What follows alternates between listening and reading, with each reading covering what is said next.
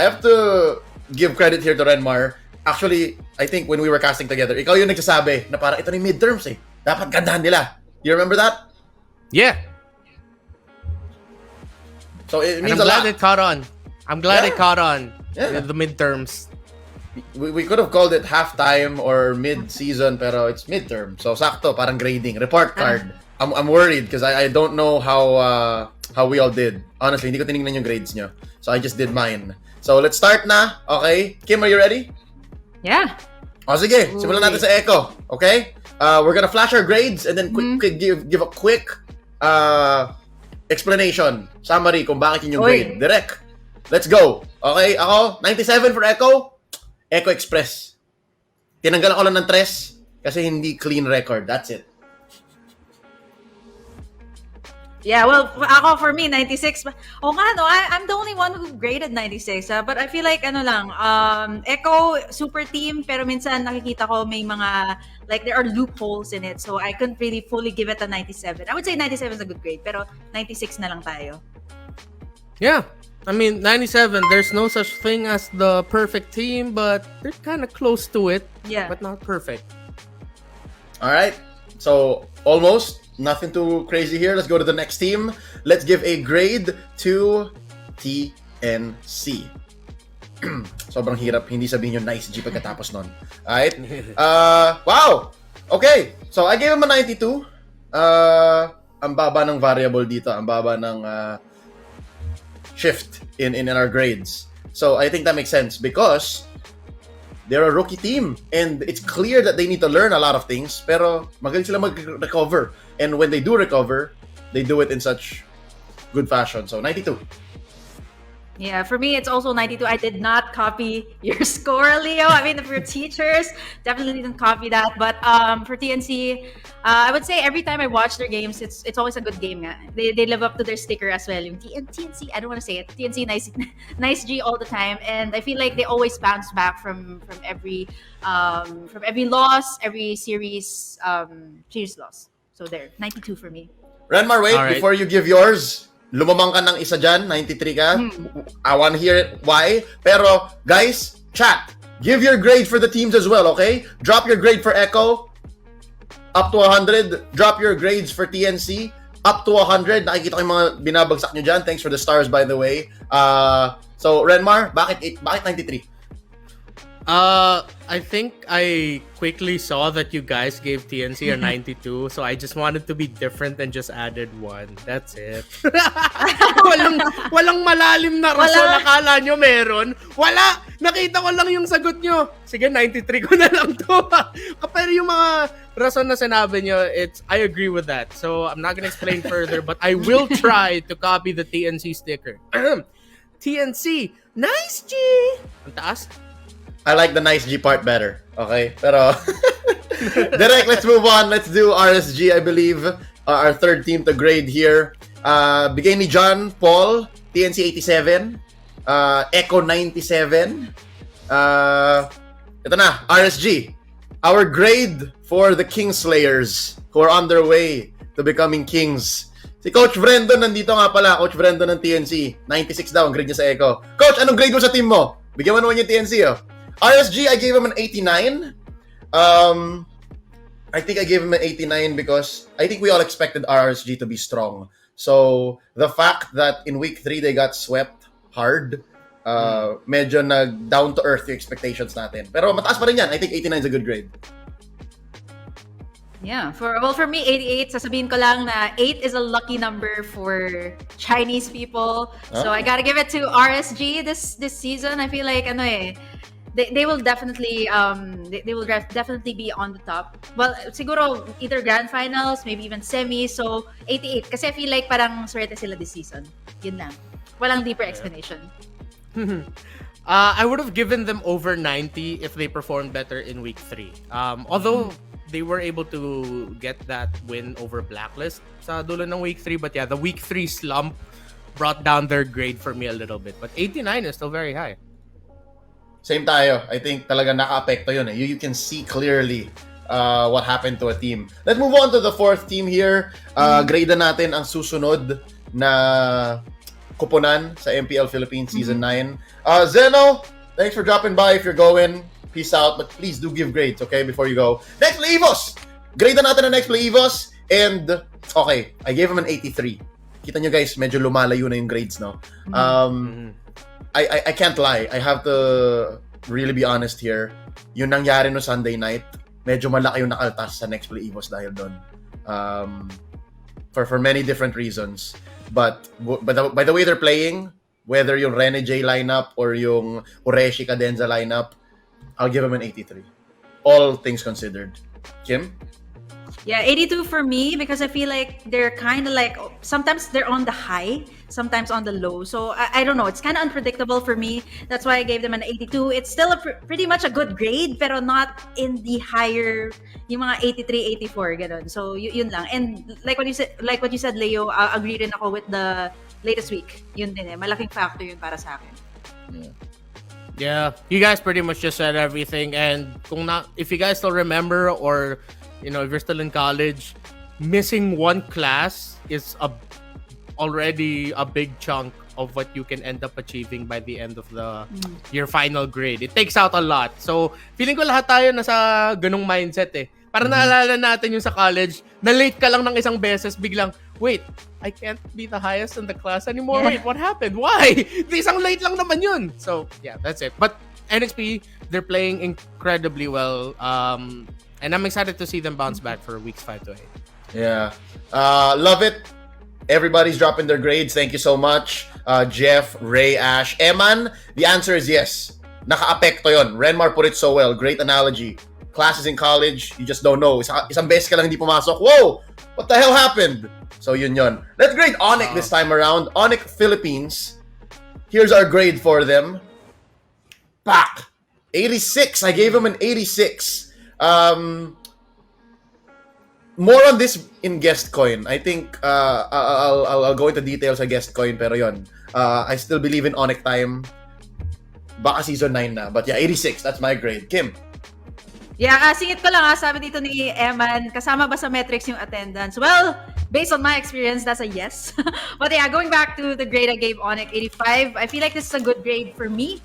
Back in the days. 85 is good. Parang ano siya it's in the middle of 80 and 90. So parang ano siya middle ground, not for me, not their best season, but they are constantly improving. That's why it's an 85. I think we're all around this line kasi dahil nga sila yung nag-compete sa M2, we had high expectations.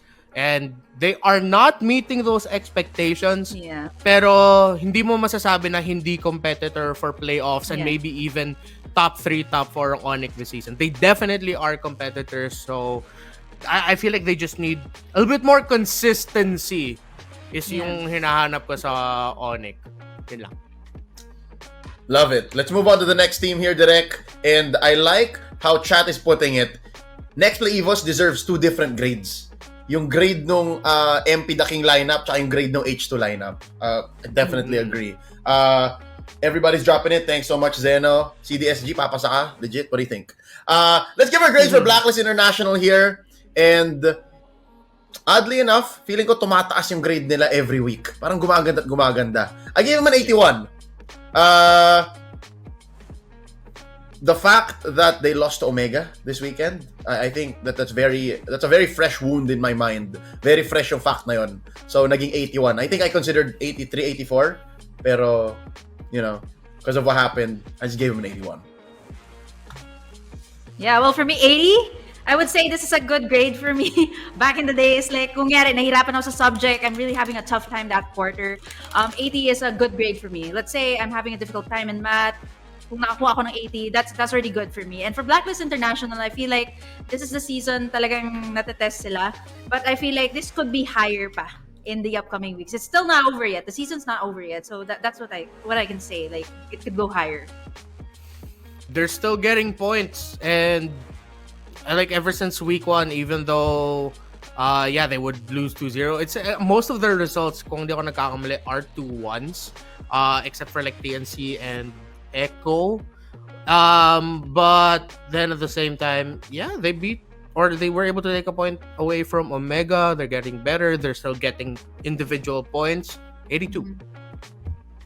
Mataas yung 82. I like it. Yeah. Pero it's not too high. It's not too high. Like, it's 2 away Yeah. from Kim, 1 away from me. Let's grade here one of the more polarizing teams in MPL Philippines. Marami silang fans. They're a world championship team. There are a lot of rookies. But Season 9 has been rough, to say the least. Let's give our grades for Bren Esports here.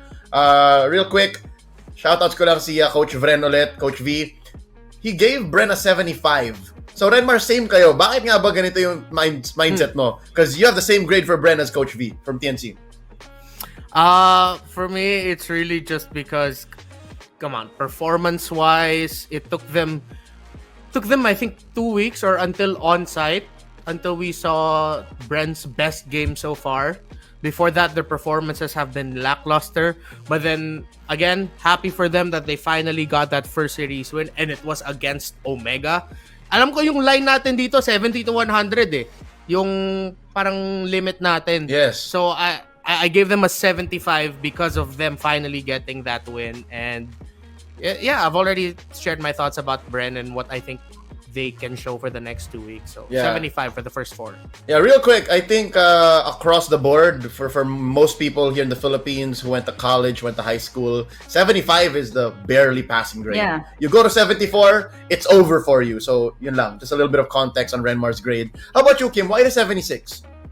Yeah, 75, like you mentioned, it's the borderline, right? But for me, 76, I feel like Bren Esports, yun eh. Parang for the previous weeks, inaano ko lang din. Parang nagkakapaan sila. And I think this week was pretty good for them. So I would have to give them a 76. Hindi talaga siya yung parang bare minimum, but I feel like there's potential. That's why I have to give a 76, not 75. So 76. Yeah, I gave a 78 because they did Gold Lane Uranus. And it sounds so beautiful in my mind. I want to do that. I want to make Clint's cry. So yun. Thank you so much, Jome. 78 ako dito. And last but not least, let's give our grade for Omega. And I'm sure Barangay Omega will appreciate this. Because again, they've been coming up, I think. I think nasa line of 8 ang grades natin for Omega despite their rocky start. Beautiful. Ako pinamataas. Omega, social media, baka naman. I gave him an 84. Because they're super entertaining, and looking back, maybe I should have gave him an 86 or 87 dahil nakuha ni Kelra ang pinakaunang Savage sa Season 9. I think the current nickname for him is the Savage Sniper, pero feeling ko we can change that. He can be the Filipino Savage. Kung yung isa, the Filipino Sniper, sige the Filipino Savage. So 84. Yeah, 82 for me. I think I have the lowest for Omega considering nasa Barangay Omega ako. Pero ano lang for me, 82, just a quick explanation. Probably because medyo mahina yung first few weeks. Maybe that's a big factor also. Pero I feel like for week number 3, week number 4, they've been really solid. So feel ko tataas naman yan for me for the upcoming weeks. Pero 82 based solely on what I saw in week number 1 to week number 3. Yeah. Same. Yung bad start nila for weeks 1 and 2 really affected my grade for them. Pero I ended up giving them 1 over Blacklist because they won the series versus Blacklist. And at the same time, nakabawi sila solely on the fact that they got wins in week 3 and 4 and they maximized all the games they had. So lahat ng games nila umabot ng game 3. So it's like the late show with Smart Omega yung nakita natin for week 3 and 4 pag on-site na natin. So 83.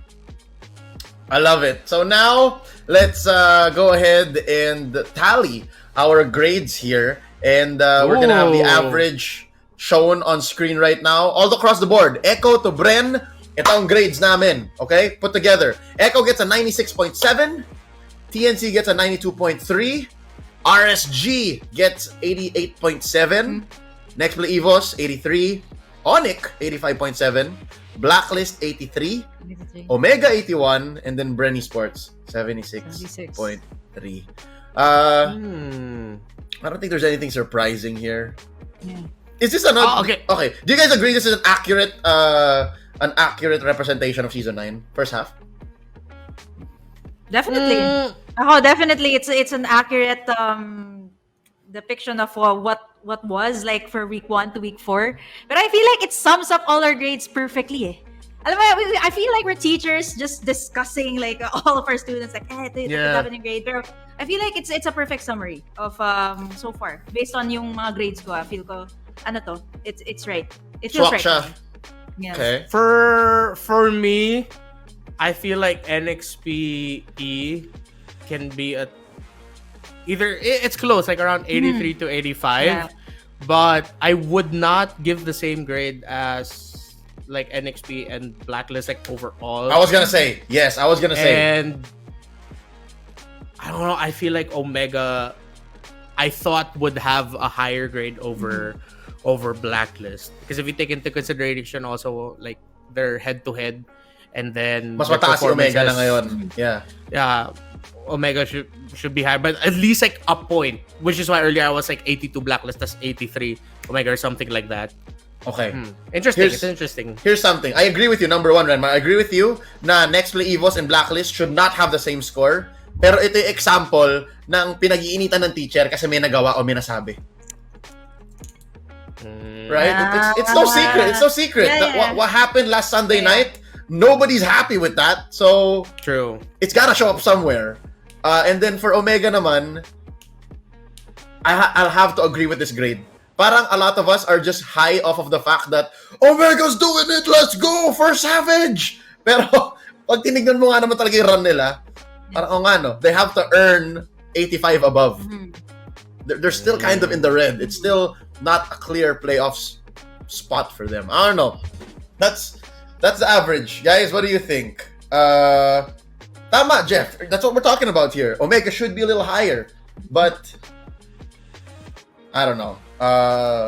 It's a lot. It's a mix of of like opinions and feelings and emotions, and that's what sports is all about. That's what the MPL is now. We're a sports brand, and this is how the three of us graded them.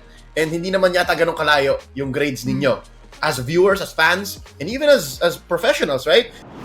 At your service. My name is Leo. Thank you for watching this recall segment. If you want to see more, click like and subscribe to Covenry.